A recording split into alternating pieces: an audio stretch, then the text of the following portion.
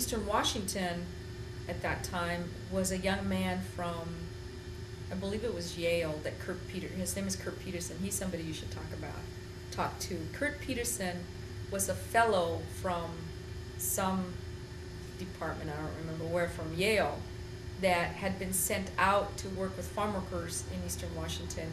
To his credit, he did some research and found, where, the UFW had begun organizing in the 60s and 70s, which was Tomás Villanueva's group, and there was an independent group called United Farm Workers of Washington State, still existed, and so Kurt Peterson came from Yale, which is way over in the East Coast, to Granger, Washington, and began to introduce himself and, doing his own research about what the issues were, who was involved.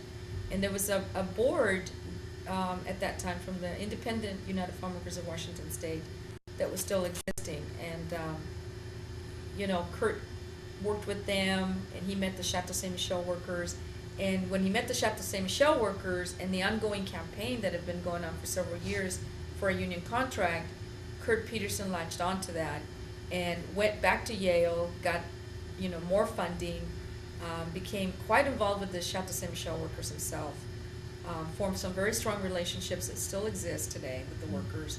And then when the workers came to us in the Rainbow Coalition and we took up the call, we met Kurt, we met with him, and together with Kurt Peterson we developed a corporate campaign and we just hit the entire state for a good solid 2.5 years. And we did, it was excellent. I mean, the profile of the campaign went way up. We were, giving the company a really hard time.